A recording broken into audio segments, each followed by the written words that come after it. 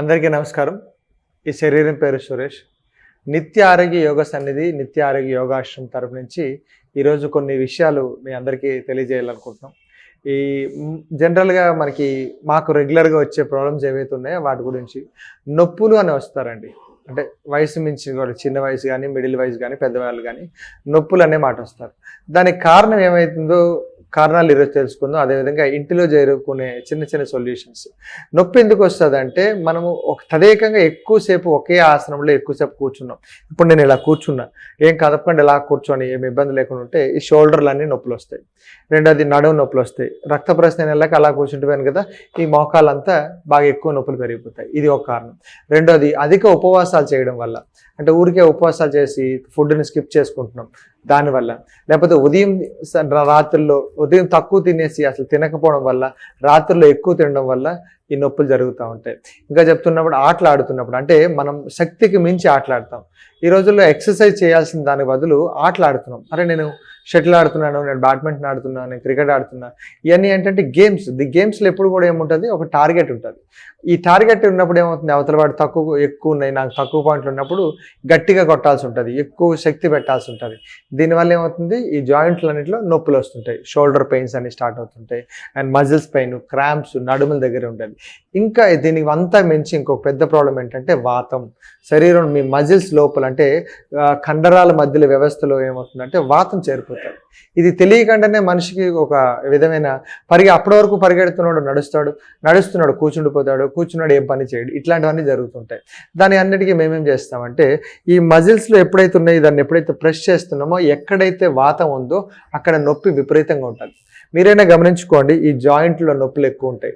Right, ఈ జాయింట్లు ఏవైతే ఉన్నాయి, లేకపోతే ఇక్కడ వాతం పట్టేస్తూ ఉంటుంది. ఈ జాయింట్లో, చేతుల్లో, నడుములో, యాంక్లెట్స్లో ఏవైతే ఉన్నాయో ఇవన్నీ ఎక్కువ వాతం పెరిగిపోతూ ఉంటుంది.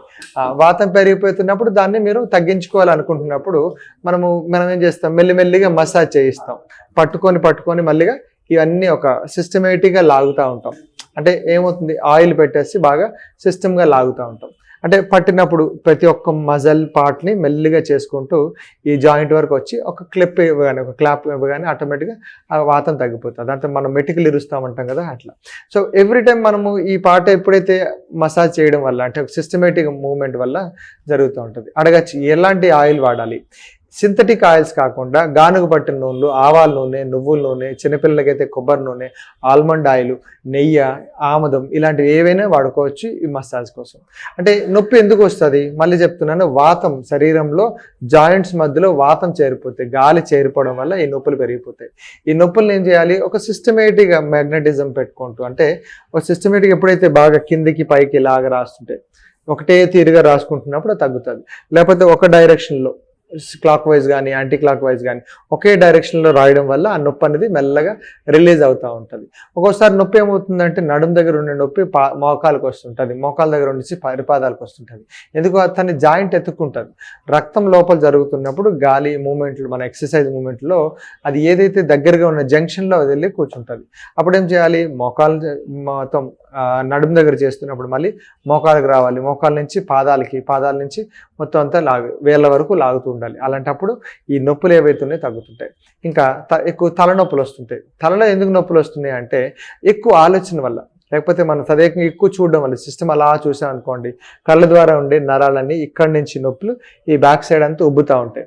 ఇప్పుడు నాకు నచ్చని ఒక విషయం ఎప్పుడైనా వింటున్నా కానీ, లేకపోతే ఎవరైనా మాట్లాడుతున్నప్పుడు నాకు నచ్చట్లేదు అనుకోండి, అప్పుడు ఏమవుతుంది, ఫస్ట్ తలనొప్పులన్నీ స్టార్ట్ అవుతాయి. లేకపోతే అధికంగా మాట్లాడడం వల్ల, లేకపోతే నీళ్లు తాగకుండా శరీరం ఎప్పుడు బాడీలో తక్కువైపోవడం వల్ల, అంటే వాత ప్రాబ్లమ్స్ అనమాట.